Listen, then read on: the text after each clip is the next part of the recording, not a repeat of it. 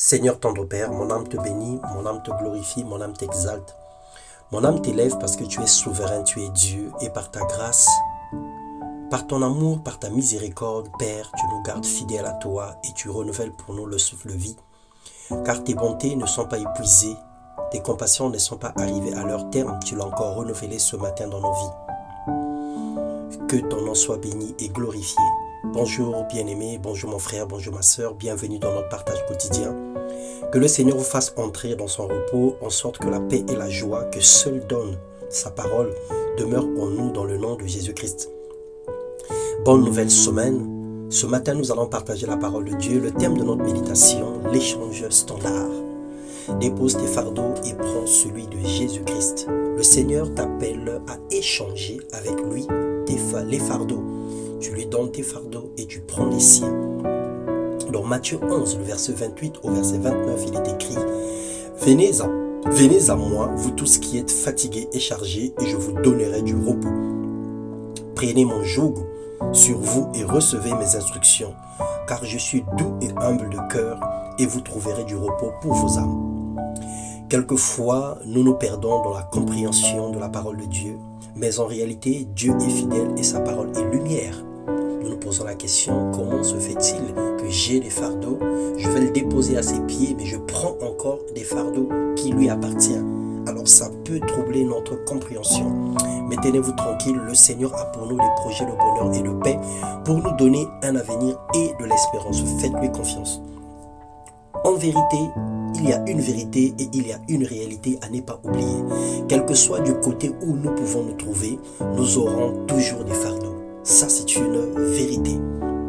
Les fardeaux ça c'est une réalité. Les fardeaux d'ordre professionnel, les fardeaux d'ordre conjugaux, les fardeaux d'ordre parentaux, quel que soit là où nous sommes, nous aurons toujours des fardeaux.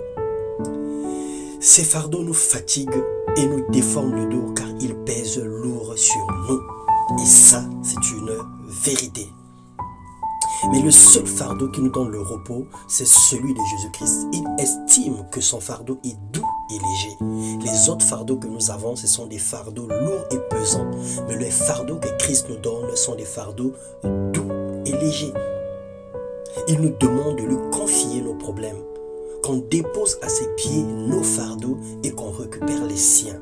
Dans Galates 5, le verset 1, il est écrit ceci: c'est pour la liberté que Christ nous a franchis.